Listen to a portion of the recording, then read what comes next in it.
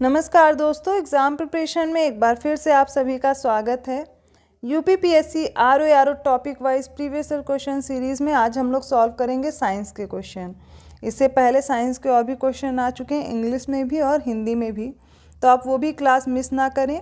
Playlist में जाकर के आप सारे प्रीवियस ईयर क्वेश्चन की सीरीज़ आसानी से देख सकते हैं, जिसमें मैंने ज्योग्राफी, हिस्ट्री, पॉलिटी, उसके साथ साथ एनवायरनमेंट और यूपी जीके भी कवर कराया है।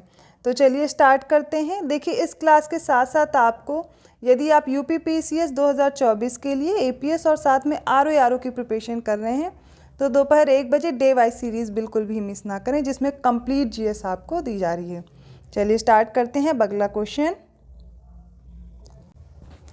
आज का पहला प्रश्न है, वैज्ञानिक प्रबंधन के जनक कौन है?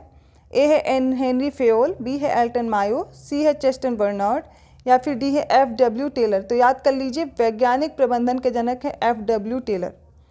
नेक्स्ट क्वेश्चन है, ध्वनि की प्रबलता निम्नलिखित में से मापी जाती किससे? आवृत्ति से, आयाम से, वेग से या फिर तरंग दैर्ध्य से? तो ध्वनि की प्रबलता मापने के लिए आयाम का प्रयोग करते हैं, ऑप्शन बी करेक्ट होगा। नेक्स्ट क्वेश्चन है, दूरदृष्टि दोष में प्रतिबिंब निम्नलिखित पर बनता है, कहाँ पर बनता है पूछा जा रहा है। ऑप्शन ए है रेटिना पर, ऑप्शन बी है रेटिना के आगे, ऑप्शन सी है रेटिना के पीछे या ऑप्शन डी है अंध बिंदु पे। तो याद रखिए, जब दूरदृष्टि दोष हो जाता है तो रेटिना के पीछे प्रतिबिंब बनने लगता है। ठीक है, इसको दूरदृष्टि दोष में आपको याद रखना है। अब इसमें होता क्या है, जो पास की चीज़ें होती हैं वो धुंधली दिखाई देने लगती हैं, और इसका नाम क्या है, दूरदृष्टि दोष। तो ये मत समझिएगा दूरदृष्टि दोष है तो दूर की चीज़ें नहीं, इसमें दूरदृष्टि दोष में क्या होता है, जो पास की चीज़ें वो धुंधली दिखाई देंगी। निकट दृष्टि दोष में क्या होगा, जो दूर की चीज़ें हैं वो धुंधली दिखाई देती हैं। ठीक है, ये याद रखना है। हाइपरोपिया या फिर हाइपरमेट्रोपिया इसे बोलते हैं। इसमें क्या होता है, रेटिना के पीछे बनने लगता है प्रतिबिंब। चलिए आगे बढ़ते हैं। अगला प्रश्न है, नाभिकीय ऊर्जा का उपयोग प्रायः कारक है। ठीक है, ए है नाभिकीय ऊर्जा के उपयोग का जो प्रायः कारक दिया गया है, ए है वायु प्रदूषण, बी है जल प्रदूषण, सी है ऊष्मीय प्रदूषण और डी है ध्वनि प्रदूषण। अर्थात नाभिकीय ऊर्जा का जो उपयोग किया जाता है वो कारक किसका है, ऊष्मीय प्रदूषण का है। बहुत भारी मात्रा में ऊष्मा का यहाँ पर प्रदूषण होता है, तो ऊष्मीय प्रदूषण के लिए नाभिकीय ऊर्जा रिस्पॉन्सिबल है। नेक्स्ट क्वेश्चन है, प्रत्येक क्रिया के लिए एक समान और विपरीत प्रतिक्रिया होती है। ये नियम तो आपने बचपन से सुन रखा है। अब ये पूछा गया, दिया किसने था? ए न्यूटन ने, बी अल्बर्ट आइंस्टाइन ने या फिर सी बोहर ने, डी है हेंडेन ने। तो याद रखिए, न्यूटन ने ये नियम दिया था कि प्रत्येक क्रिया के लिए समान और विपरीत प्रतिक्रिया होती है।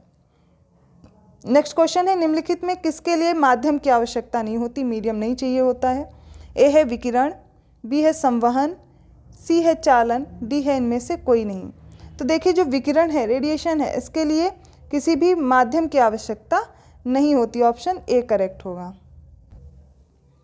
सूर्य से पृथ्वी को जो ऊर्जा प्राप्त होती है वो किरणें ही हैं जो वायुमंडल को गर्म करती हैं, है ना। तो विकिरण के माध्यम से ही करती हैं, इसके लिए किसी भी माध्यम या मीडियम की आवश्यकता नहीं होती है। ठीक है, चलिए अब अगला प्रश्न देखते हैं। अगला प्रश्न है, इसमें मूलभूत कण कौन सा है? ए है न्यूट्रॉन, बी है प्रोटॉन, सी है पाई मेसान, डी है क्वार्क। तो इसका सही उत्तर हो जाएगा क्वार्क। मूलभूत कण है, ऑप्शन डी यहाँ पर करेक्ट होगा। देखिए, मूलभूत कण में आपने जो क्वार्क पढ़ा, ये एक प्रकार का फर्मियोन है जो प्रोटॉन और न्यूट्रॉन नामक मिश्रित कणों की संरचना में योगदान करते हैं। ठीक है, अगला प्रश्न देखते हैं। स्टेनलेस स्टील एक मिश्र धातु है जिसमें लोहे के साथ निम्नलिखित में से क्या मिलाते हैं? तो स्टेनलेस स्टील का कॉम्पोजिशन पूछा गया है।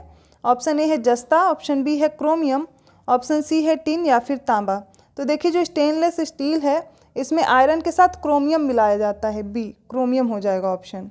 नाभिक के आकार की कोटि निम्नलिखित में से होती है? 1 × 10⁻⁻15 मीटर या फिर 1 × 10⁻12 मीटर या फिर सी ऑप्शन है 1 × 10⁻10 मीटर या फिर इनमें से कोई नहीं।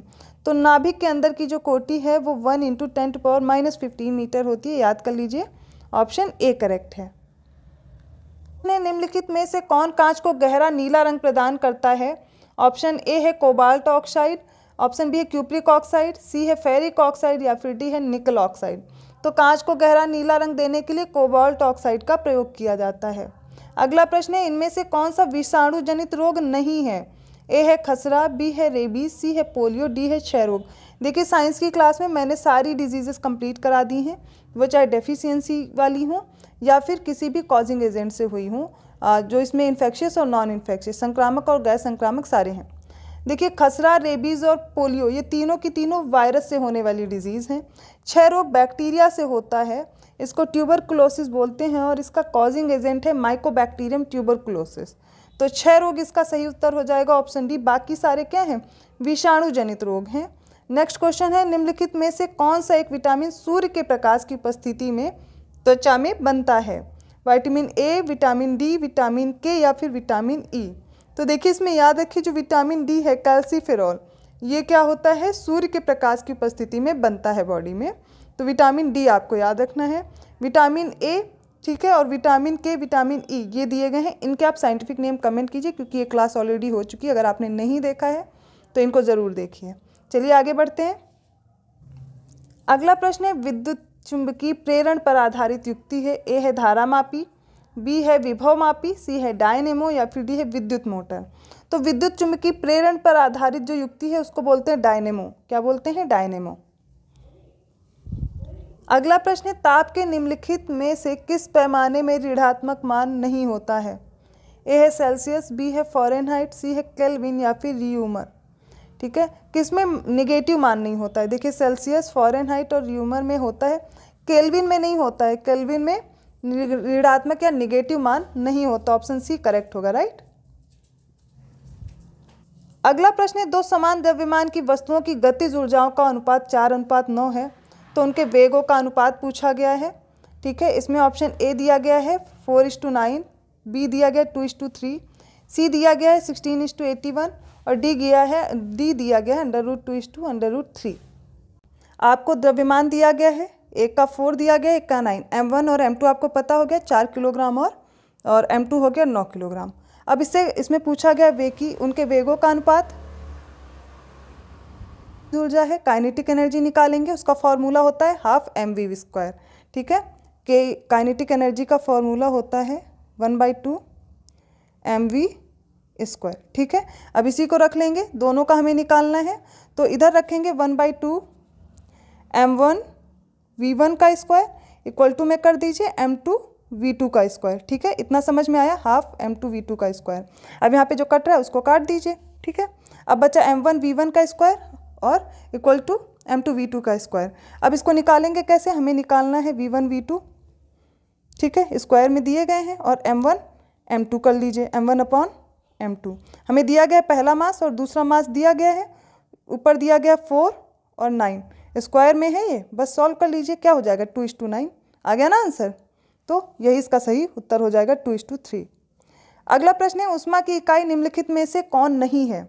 सेंटीग्रेड, कैलोरी, अर्ग और जूल। देखिए ऊष्मा हीट को बोलते हैं, यहाँ पर बहुत बच्चे कंफ्यूज हो जाते हैं और ये उत्तर सही कराते हैं। सेंटीग्रेड नहीं है, ये तापमान की है, टेम्परेचर की इकाई है। बाकी कैलोरी, अर्ग और जूल ऊष्मा की इकाई है। नेक्स्ट क्वेश्चन है, निम्नलिखित में से कौन सा पदार्थ शाकनाशी है? ठीक है, क्लोरपाइरीफॉस या फिर कार्बेंडाजिम, और नेक्स्ट है सी ऑप्शन क्विनोलफॉस, माफ़ कीजिएगा, डी है ब्यूटाक्लोर।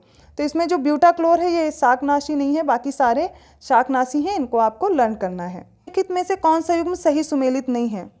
ठीक है, एल्यूमिनियम का जो ओर है दिया गया बॉक्साइट, कॉपर का सिनेबार, जिंक का कैलामाइन और आयरन का हेमेटाइट दिया गया है।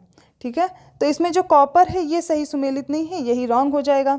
बाकी सारे सही दिए गए हैं, एल्यूमिनियम का बॉक्साइट, जिंक का कैलामाइन और आयरन का हेमेटाइट। हो जाएगा चॉल्कोपेराइट। सिनेबार जो है वो पारे का, ठीक है, उसका एक अयस्क है, ये याद रखिएगा। अगला प्रश्न है, समुद्री घास निम्नलिखित तत्व का मुख्य तथा महत्वपूर्ण स्रोत है? ए है आयोडीन, बी है क्लोरीन, सी है ब्रोमीन या फिर इनमें से कोई नहीं। तो देखिए जो समुद्री घास है ये आयोडीन का महत्वपूर्ण स्रोत होती है, ऑप्शन ए करेक्ट होगा। तो यहाँ तक हमने विज्ञान के कुछ प्रश्न देखे। आई होप आप सभी को समझ आए होंगे। वीडियो अच्छा लगा तो प्लीज़ लाइक ज़रूर कीजिए और लोगों को भी शेयर कीजिए। चैनल को सब्सक्राइब करना मत भूलिएगा और बेल आइकन ज़रूर प्रेस कर दीजिए, ऐसे ही और वीडियोस के नोटिफिकेशन आपको मिलते रहेंगे। इसके साथ साथ आपको दोपहर 1 बजे वाली डे वाइज सीरीज़ ज़रूर करनी है, उसको बिल्कुल भी मिस ना करें, क्योंकि उसमें आपका जो UPPCS, RO ARO और APS के लिए कंप्लीट GS कराई जा रही है। और उसके साथ साथ ये प्रीवियस ईयर क्वेश्चन की सीरीज जिसमें सारे सब्जेक्ट कंप्लीट हो रहे हैं, रात को 9 बजे आती है।